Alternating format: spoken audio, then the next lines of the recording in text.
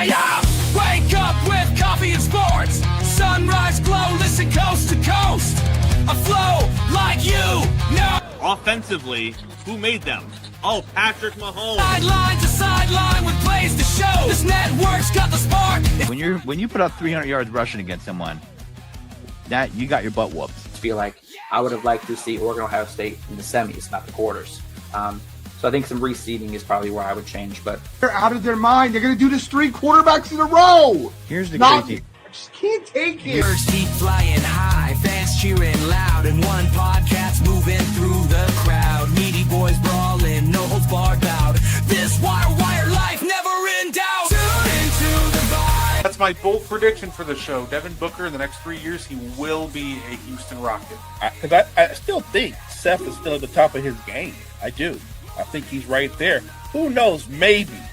Not this year, but one time soon. Why wouldn't we potentially see Seth and Roman? You know what I mean? Tune in the vibe.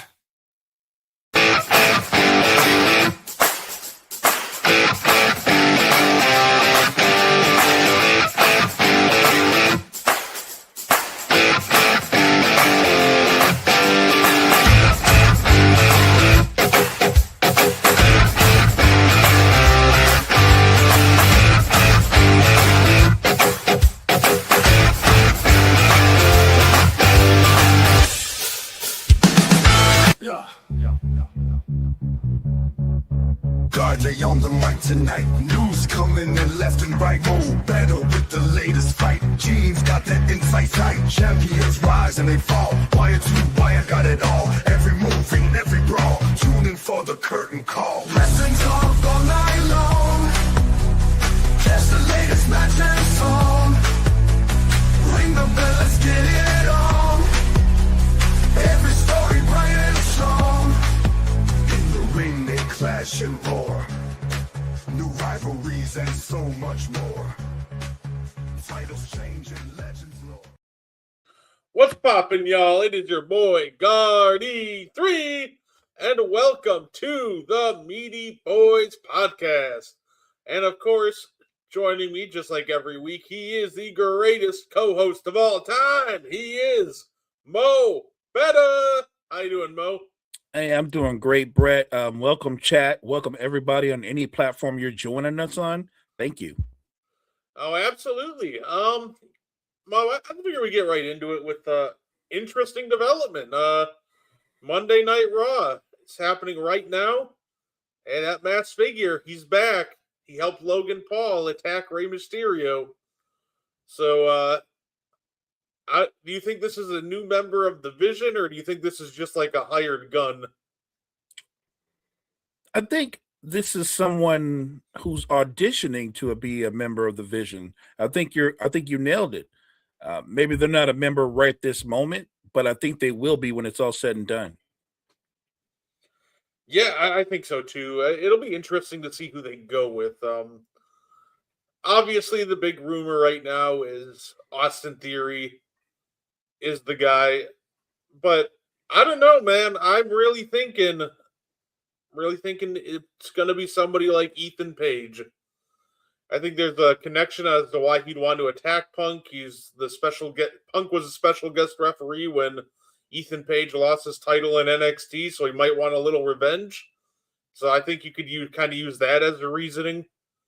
But yeah, it's one of those things where I feel like they're going to tease theory, and at the end it's just going to be somebody completely different. I agree with that. I don't think when you're talking about how big this storyline is with the Vision, obviously with Heyman and company, Theory's not a big enough star to be part of that. He just isn't. No disrespect to him. He's been a solid performer, but he's really more of a mid-card guy. And this is a huge story. This is a huge storyline. I would be stunned if it was Austin Theory. Yeah, no, absolutely. So I am curious to see how that goes. We're probably not going to get the resolution, obviously, on Saturday. We know it's Saturday. It's a big day. It is the final match of John Cena's career. The GOAT. Oh, yeah. And we got some other interesting matchups as well. There was a North American Championship match, I remember. I saw the result of this one. The winner would win the North American title and face Cody Rhodes. Well, we're getting Oba Femi versus Cody Rhodes on Saturday. That's going to be fun. That's going to be a great match. It's a great opportunity for Oba Femi to be more on a national stage. Look, I don't think he's going to defeat Cody Rhodes, but I do think he'll push Cody Rhodes, and I think he'll introduce himself to a bigger part of the brand, to a bigger part of the fan base. I think he'll put on a good showing. This matchup for Oba Femi, to me, is his first step onto the main roster. I think he's going to be there sooner rather than later. Oba Femi is always interesting because I look at him like you probably should have just been on the main roster like 6 months ago. But I'm happy we're finally going to get introduced to him, or at least a lot of the guys who don't watch NXT will. And look, I know it'd be easy to book Cody to win this one, but let's throw things for a loop. Let's give him the Kevin Owens introduction. Oba Femi comes in and beats Cody Rhodes on his opening match. I think that would be the most fun way to go about that match. Look, I wouldn't rule it out. You know WWE, they'll throw a wrinkle in every now and then, but they don't do anything without a bigger picture point of view. Oba Femi fighting or matching up with Cody, like I said, is his first step, but there's a twofold plan in this. I think he's going to the main roster, which means when NXT, when they have their next big pay-per-view and he's wrestling against Javon Evans, I believe, for the heavyweight championship, I'm kind of a wrestling snob. I don't believe it's plausible that Javon Evans could beat Oba Femi, but I think he's going to beat Oba Femi and become the NXT heavyweight champion, because they don't let you leave with the belt. It's kind of an old school wrestling thing. You either give up the belt or you lose the belt. Oba Femi is going to the main roster. He's going to lose the belt.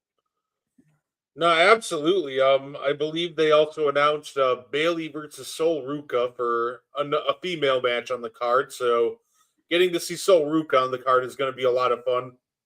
She's incredibly talented. Like that. Speaking of another talent that to me is main roster talent, Sol Ruca. And maybe this is her step onto the main roster, because I think there's so much talent in the women's division, but I don't think it's to the point where there's no room for young talent. I think Sol Ruca's ready. I hope they give her an opportunity. It's one of those things, when I watch Sol Ruca, I kind of hope that she adapts multiple finishers, though, because I really can't imagine that the Soul Snatcher is really good for your back. Like, that just seems like a really brutal bump to take for your back. So I know Randy Orton had a lot of trouble with his back later in his career doing the RKO. I'm curious to see if Sol Ruca kind of adapts a couple finishers to maybe try to not go down that path. Maybe save the Soul Snatcher for bigger matches in the future. I agree. I hope that she adapts maybe a couple of submission holds and another kind of finisher, because that Soul Snatcher, it does as much damage to you as to your opponent. That finisher, that doesn't bode well for a long career. Say, what's going on, chat? Let's talk about. It's a wrestling podcast right now, but hey, tune into the morning show tomorrow. We can definitely talk about some Josh Allen there. John Cena, of course, Mo, on Saturday, he's got a matchup with the ring general himself, Gunther. Now, at the beginning of the retirement tour, this is one of the matchups that a lot of people really wanted to see. It seemed like a lot of people were excited for it. But now, we're here, and a lot of people are complaining about it. oh, it should have been LA Knight. It would have been more fun if it was like Carmelo Hayes. Like, you think WWE got this right and people are just complaining to be complaining, or do you think these complaints are valid? All right, so let me start with the obvious one. I don't like LA Knight. So any complaints about it should have been LA Knight, I don't care. It shouldn't have been. But I understand the argument, and I think you made this point before several times, partner, that because of what John Cena has done in his past, it would be more fitting to me if his last match were against one of the younger talents that are up and coming, like a Carmelo Hayes, like a Obafemi for that matter. That to me would have been a more interesting and compelling matchup. Not that Gunther isn't a great competitor, but I don't really think Gunther competing against John Cena elevates his career any more than it already is. And the fact that John Cena is going out, he's going out the GOAT. It's not going to impact his career, but had they brought in a younger talent, a Ricky Saints, there's so many young talented guys they have on the other roster that this would have benefited, this moment would have benefited. I would have went that way. After seeing like all the options that they had in the Last Time Is Now tournament, as soon as Mello got eliminated, I immediately was like, all right, you know what? Gunther it is. I'm cool with it. I think Gunther's fine as long as they nail the follow-up, because after retiring Goldberg, he retired Cena, and the only match he's lost like all year since he lost to Jey Uso is obviously lost to CM Punk at SummerSlam. But for the entire year, he's been borderline unstoppable. He's only lost like maybe 2 matches. I think the follow-up will be the most important, because I think you could still pass on the John Cena rub and the Goldberg rub. Like, you can be the guy to beat, Gunther, who retired John Cena and Goldberg. You just got to nail this next part. This next part will be the most important. Who's the guy to dethrone Gunther? If they do pull the trigger, maybe like an Ilya Dragunov or Carmelo, or say maybe a Carmelo Hayes. That'd be cool. But if they do all this to build up Gunther, and then it's like, oh, well, he lost to Cody Rhodes, I'll be like, well, okay, what's the point in that? So I think that the Gunther being his final matchup is fine. I just think that they really got to make sure to nail the follow-up. No, I agree. They have to. They've never really done a good job of pushing Gunther, but this is an opportunity to right some wrongs. Because you pointed it out, outside of losing to CM Punk recently, Gunther's been unstoppable in big matches as well. We talk a lot about Punk and Rhodes and Reigns and people of that nature. I think Gunther should be right there with the rest of those guys. He's that kind of talent. No, absolutely. I think he's right there. I don't know, they just seem to avoid giving him those matchups, but I feel like he's right there. I'm excited to see what they have in 2026 for Gunther. I do think that it would be a missed opportunity if Gunther versus Dragunov wasn't a matchup that they do for 2026. That's my favorite performer, by the way. I mean, I love Dirty Dom, but when Dragunov was injured last year, I was disappointed because you could tell he was skyrocketing. And now that he's back and he's a fighting champion with the Intercontinental, I love what he's doing with the belt right now. But I love Dragunov. At some point, they're going to elevate him to where he's wrestling against people like Reigns and Rhodes of that nature. I really do think Dragunov is one of the next big stars. I'd be down for it. His moveset is at times just very basic, but he makes it look so impactful. Like we've seen, like I love his move, the H-bomb, where it's pretty much just like a falling punch, but he delivers it with such aggressiveness and tenacity where it's like it just works for him. He sells it, man. God, he sells it. Like you said, it's just a falling punch, but the way that he delivers it and sells it, you're like, I can see where that would knock somebody cold. Oh, absolutely. Hey, another news. Hey, TNA got a TV deal again. It's the first time in a while since I've I heard saw that. that. I saw that. Say, um, uh, I just want to congratulate them and hope it goes better than the last time.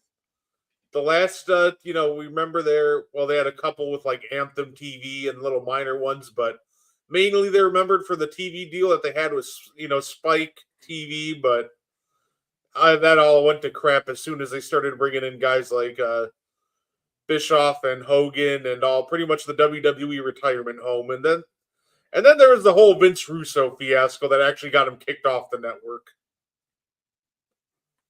Look, I think TNA they're doing something that they made the mistake of, or avoiding the mistake that they made before by not trying to bring in older established stars with bigger names. They're relying on the development of their young talent.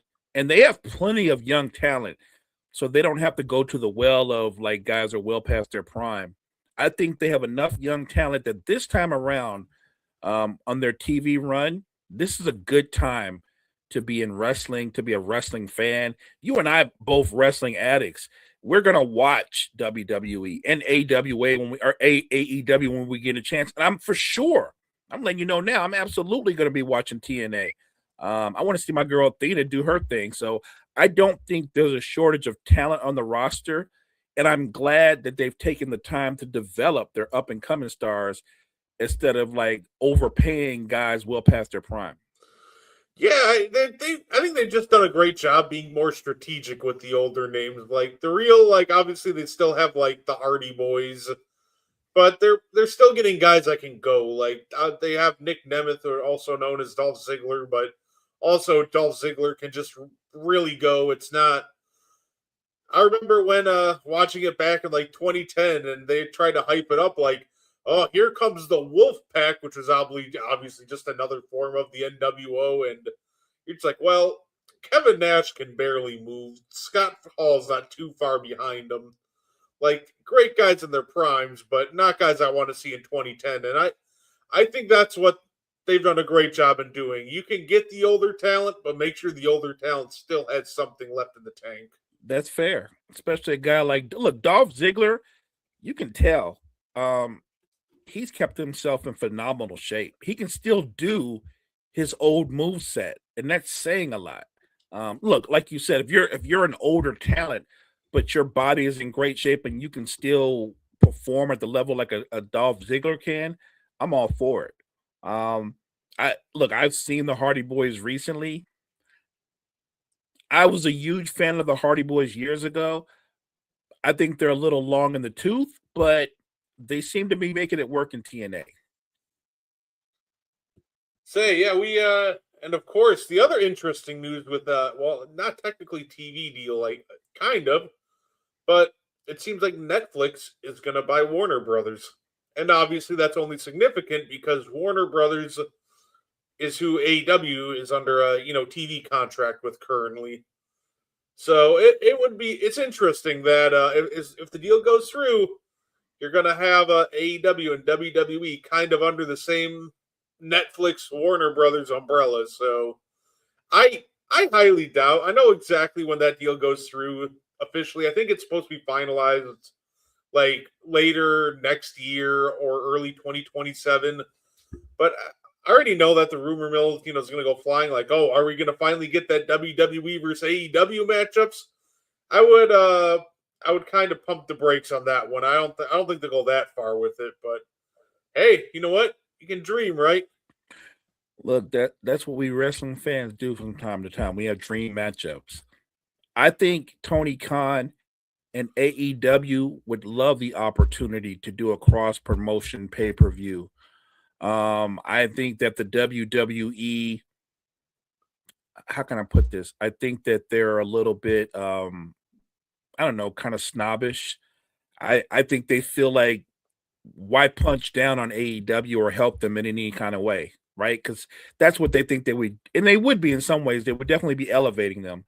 I don't think we're ever going to get that anytime soon. I don't want to say ever, but it's not going to be anytime soon. No, absolutely. Hey, what's going on? 2 words: elder abuse. That's all I'm going to say about that. They have to play the Texans in a few weeks. Bringing in Phillip Rivers to play the Texans, that's just elder abuse right there. Elder abuse. But yeah, I think obviously if they could get along and give us even just one pay-per-view, that would be awesome. Because the dream matches are all over the place. Like, look, we know guys like maybe Kenny Omega don't have that long left, and maybe see him get to mix it up with some WWE stars that we never thought we'd get to see, and guys like Hangman Adam Page. Like, that'd be cool. But it just feels like that there's probably too much bad blood between the companies. Like, they're for the longest time they're always taking shots at each other. And then of course there's the whole CM Punk situation that he had with AEW. So I say I wouldn't bank on anything happening, but that would be fun if it did. We can dream. You think I don't want to see Seth Rollins against Moxley? I don't want to see Mox and Rollins go at it. Absolutely, I want to see that. I wouldn't mind seeing Mox, Rollins, and Reigns have a triple threat match. We're probably not gonna get that, but a fan can dream. Yeah, no, fair enough. Dream match, Sting and Undertaker at WrestleMania in their primes. Who wins? Ooh, in their primes, I love Sting, but I'm not betting against the dead man in his prime. I'd probably go Taker, but it'd be a fun one. I think so too. That's a match that'd be an almost interesting match, because like, would it even be able to live up to the hype even if they were in their primes? Like, that's just such a the dream match of all dream matches. And you're talking about a dream match too, where the build-up going into the match between those two would be so good outside the ring. And they knew how to deliver in their primes. They're both very good wrestlers, but man, even the best wrestlers would have trouble delivering on the expectations. That would be Undertaker versus Sting, especially if you gave him like a solid 3 months to build the match. And what's crazy is neither one of them needs to have a belt, and that still could be the main event. Yeah, I was so glad that they didn't do it when Sting came. I was so glad when Sting came to the WWE in 2014 they didn't do that match. Like, that was one in their primes. I think they could deliver on it. But at the same time, like, I was like, man, like 50-year-old Sting and 50-year-old Taker, it's best to leave that one for the imagination at that point. Agreed. Man, Taker's just one of my favorite performers. So is Sting. I go back to the days where he had the blonde hair, and he's wearing the scorpion getup, like the Stinger splash, that whole nine. Like, I remember him and Luger kind of coming up together. Luger, and I believe it was him, Luger, and Barry Windham. They're like all from the same class. That was a great class. Absolutely. I can tell you who would win this one. The Rock. It happened. And I think it actually happened twice. People forget about the rematch. This is a match that happened, I believe it was WrestleMania 18. And then the following year at No Way Out, to help build Vince McMahon versus Hulk Hogan, The Rock and Hulk Hogan had a rematch. And, Vince obviously helped The Rock win again. So it was a fun feud. Fun fact, initially, apparently it was supposed to be Stone Cold versus Hulk Hogan, but Stone Cold turned down the match. So then it went to The Rock, and then Stone Cold ended up working with Scott Hall that night. Stone Cold and John Cena. See, that's what's fun about that dream match is it's just two different personalities, right? John Cena, prime John Cena was very almost Boy Scoutish. He was like a very good guy. He would with some of his promo work, he could kind of dip his toes into the heel work.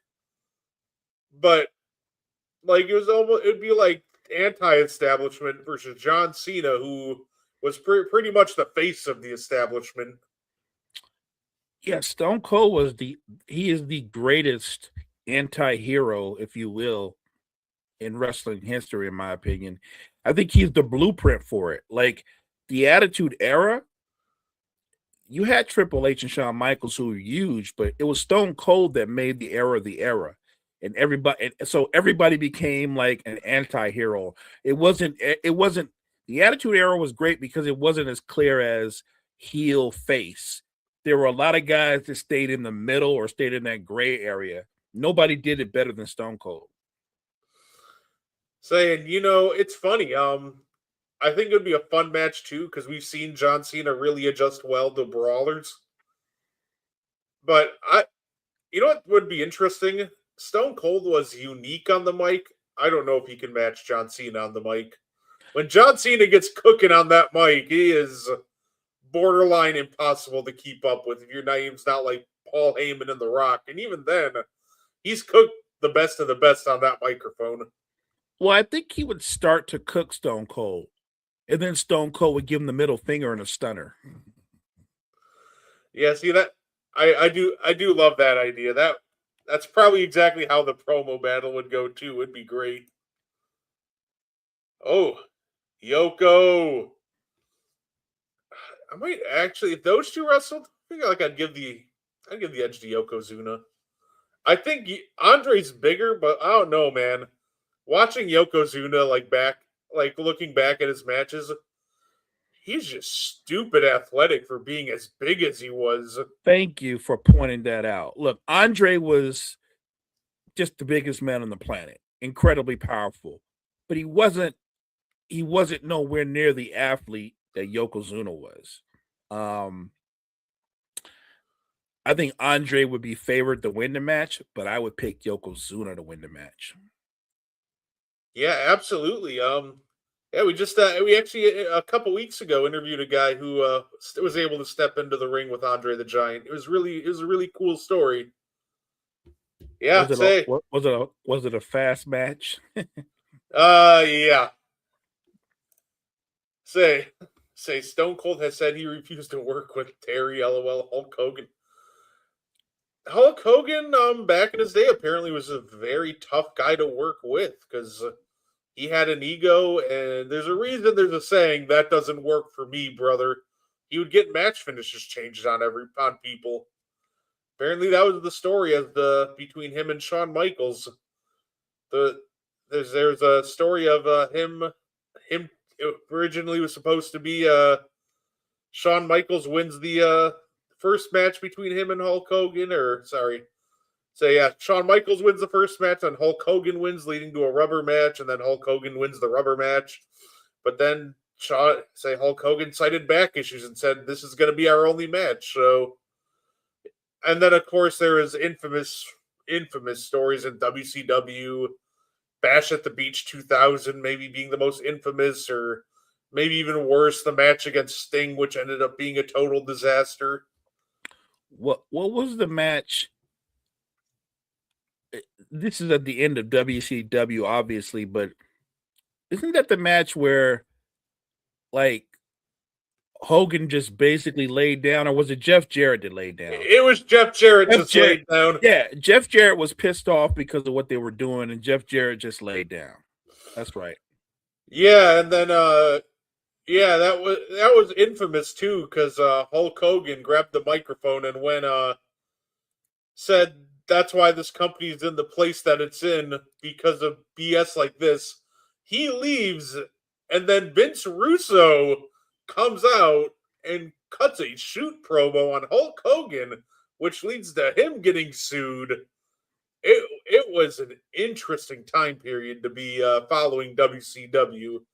WCW became like, when they started coming apart, it became like Thunderdome, every man for himself.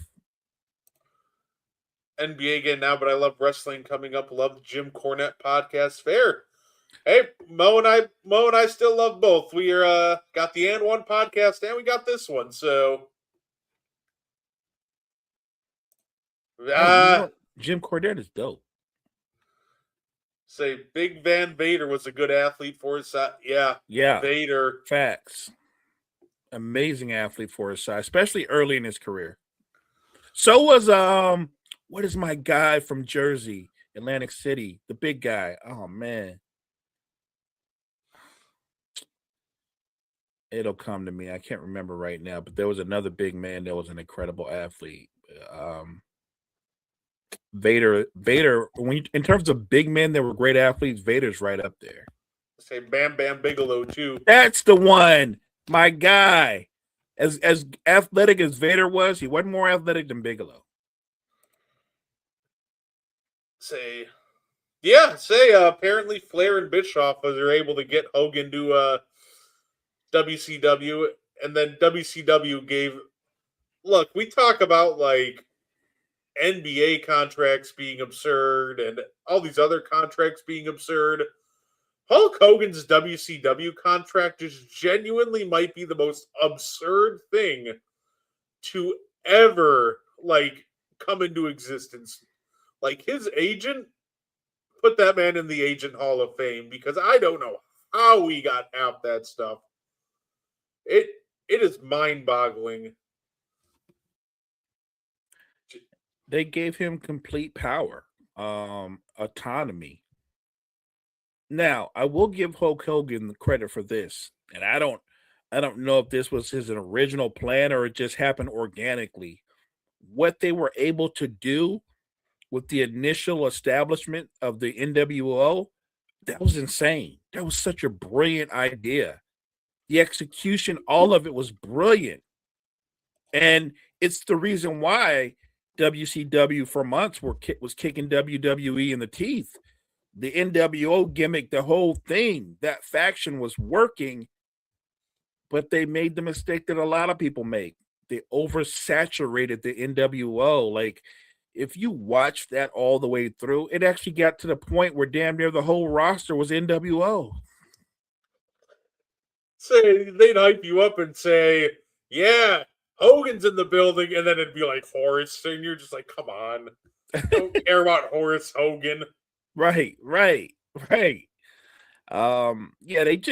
they overplayed it. Remember they had like three different factions of the Wolf Pack, and there was they did too much. At one point, I swear it was the NWO versus Sting all by himself. Like it was crazy. I think Bret Hart even was in there for a second. Like they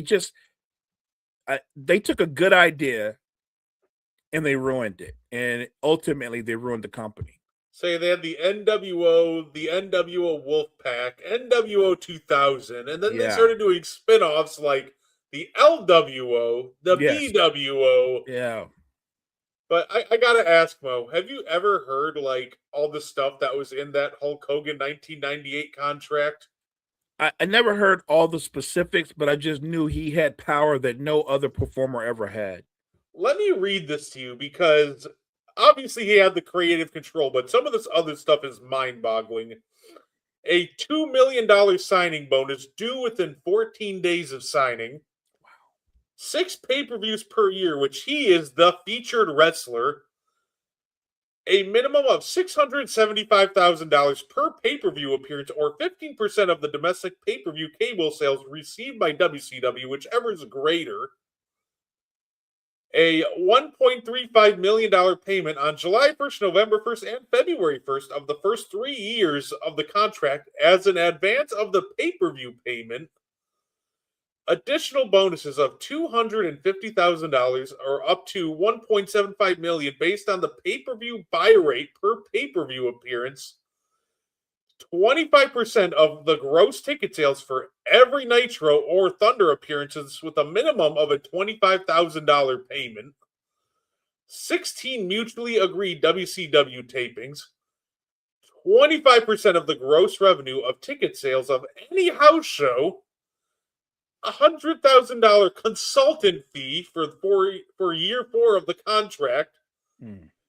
50% of net receipts of any merchandise sold by WCW to contain his name or likeness. 50% of actual licensing fee received by WCW involving his name or likeness. This one might be my favorite. $20,000 per month for any period he's in the NWO and wearing non-Hogan NWO merchandise or participating in anything NWO related.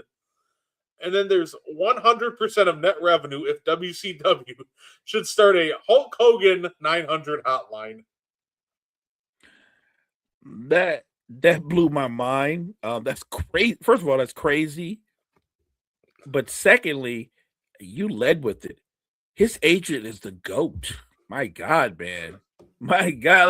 Like why are more people trying to hire this guy? There's NBA players that are envious. I don't know an athlete that wouldn't be envious of that contract. Hogan got literally everything he wanted and extra stuff just cause. That I've never heard of all those perks. That is insane. No wonder the company went under. They went under paying Hogan. And my first thought was like, no wonder the NWO went on so long. You're like, you're paying me $20,000 as long as I'm in the NWO?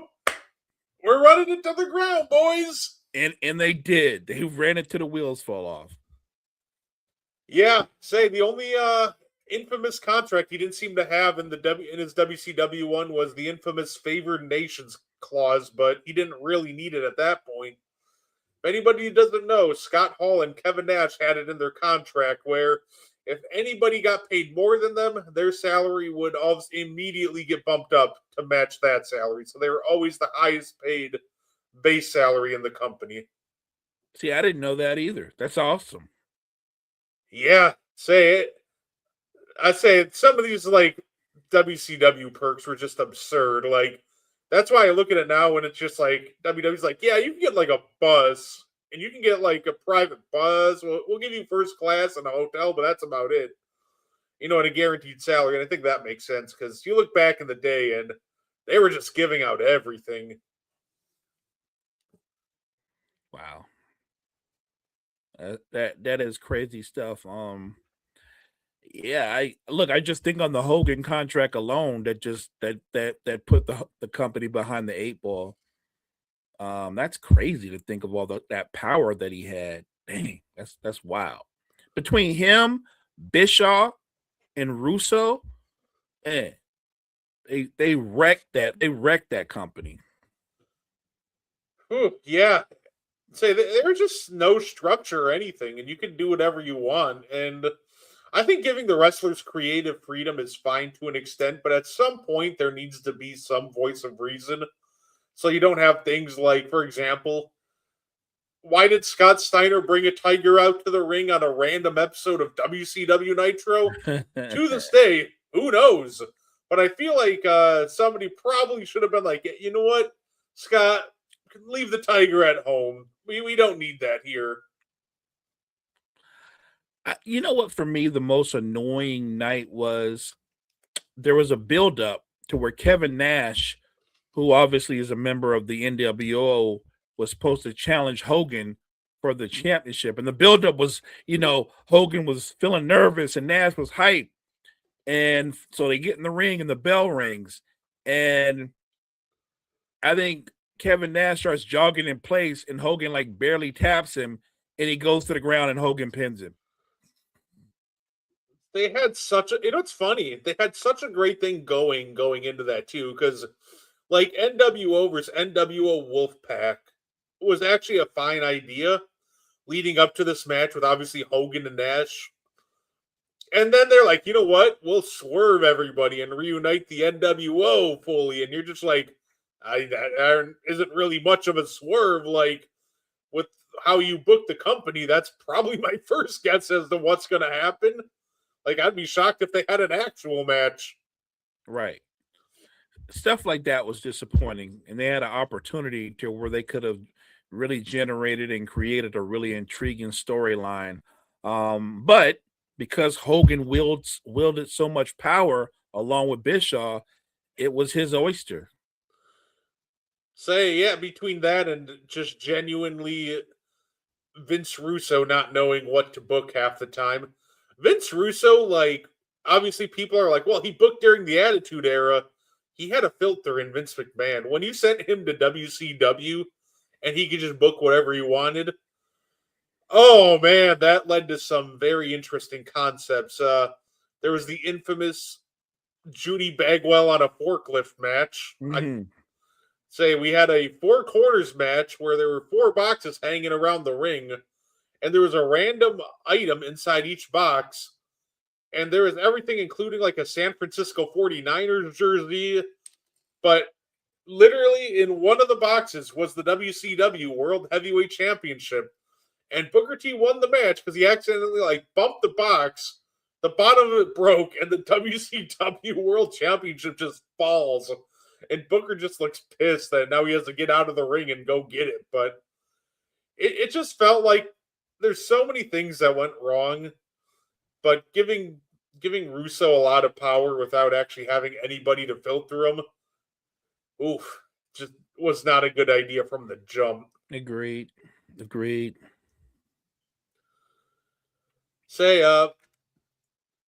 going looking a little forward, Mo. Apparently next year, obviously our next pay-per-view for WWE 2026 Royal Rumble. Yeah. Apparently it's going to be a 4-match card again. Both Rumble matches, 2 title matches. Do you think that these now granted that might work because the Rumble matches themselves are an hour long each? But is it just me, or do you think that I still think they should add a couple more matches onto each card? Just with only 4, like, okay, for like the Royal Rumble, I get it because of how long those matches are. Right. But like on a regular card, it just gives you such a little margin for error. Like, I feel like if you put, for example, if you added a couple more matches onto WrestlePalooza and they were actual bangers, then it gets remembered much more fondly. But only having 4 matches and one of them being that awful Lesnar Cena match really drug the whole thing down. That's a great point. All the more reason that I'm with you. I would like them to add a couple of more matches. You have tons of talent. You have plenty of time to come up with compelling rivalries and stories, especially in the women's division, even in the men's division. So I would rather them add more. You tell me there's going to be 4 matches, and I get it. Like you said, those matches do last a long time, but will it hurt you? It's not going to hurt us, the fans, if you add a couple of more matches. Yeah, and I think the next Royal Rumble will be so interesting because I'll give credit to the ladies. I don't know how they're going to do it because obviously they're going to be in Saudi Arabia, which means they wear the full bodysuits. And imagine trying to be an Iron Woman wrestling in the Saudi Arabian heat, having to be in that ring for like an hour. Like that, I don't know. That just sounds miserable. So more power to them. They're braver than I am for that. Yeah, that's going to present a lot of challenges for the female performers. Like you said, it is going to test them. And you may have a few that might not wrestle, might not make the trip for various reasons. So it'll be interesting.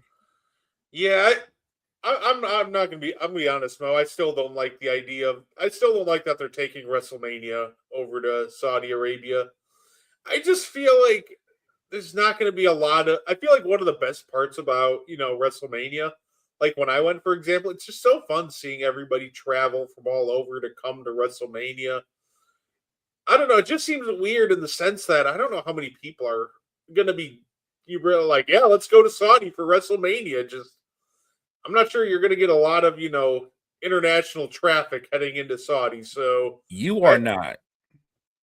Yeah, I'll let you know right now. I will not be going to WrestleMania in 2 years. Look, I year. love WrestleMania. I know you do too. To me, I feel like WrestleMania is like our thing, right? You know what I mean? Like our thing. And I feel like they should have kept it in-house, meaning in-country.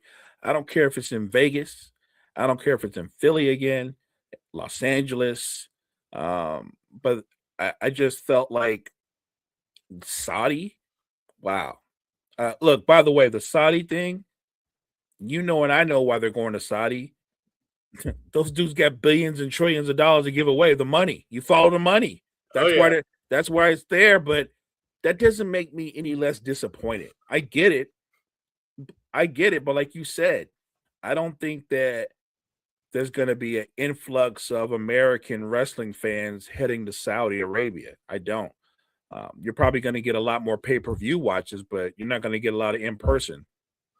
It feels like that if you are going to move like WrestleMania, for example, to another country, which I think it's a fine thing to do. I just feel like I get it, money's important, but I feel like you should follow the passion, if that makes sense.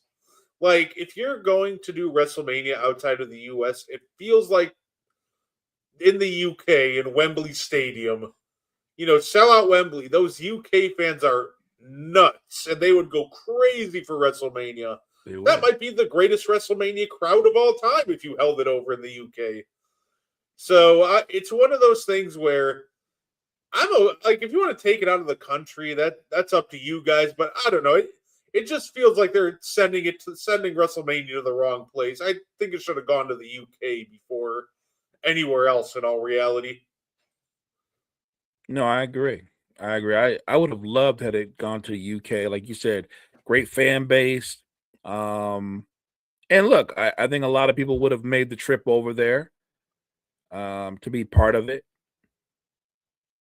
WWE made a calculation, and that calculation was get as much money as you can. I can't hate on that because their ultimate goal is to make money, and they've succeeded. I'm just disappointed that when they made this decision, they didn't put more thought into how it would impact their core fans. And of course, I'm debating next year, Mo. I'm debating about going to SummerSlam. I don't know yet. I'm going to have to see what those ticket prices are, but it's in Minnesota. So it's like about a 5-hour trip for me. So it wouldn't be too bad. And hey, it's the first 2-night SummerSlam. So we'll have to see how that goes. But of course, I think they do everything in their power to make it like almost like as big as WrestleMania. No, this year was the first 2-night SummerSlam, I believe. But yeah, no, I know SummerSlam next year would be massive. So I'm debating if I want to go to that. Worst case scenario, I'll just stay home. We can have a watch along for it. There you go. Nothing like a watch along. Absolutely. Yeah, I'll be up front. I'm gonna, as soon as that I think work calendar, they soon will have the calendar for next year. I know I'm at least gonna put it off for Royal Rumble, WrestleMania, SummerSlam to do a watch along. So Like I'm looking forward to that. We're at least gonna knock out some of the big three, and then we'll go from there. Also I want to shout out our, good friends over at Brew City Wrestling. They have an event this upcoming Saturday. A couple weeks ago, obviously we had the owner of the company, Frankie DeFalco, on here. We had his, at the time, Brew City Heritage champion, Rose St. James, which he unfortunately lost his title in a fatal 4-way, but he gets to try to regain it back on Saturday. So I will definitely be there, and I'll be keeping track of John Cena's last match.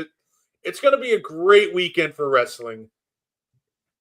Yeah, I'm happy for you getting the opportunity to go to a live event. Look, I think what's underappreciated all the time is the independent circuit. So it's great that you go out there, show them support, show them some love, because we do appreciate them and what they do and what they bring to the table. No, absolutely.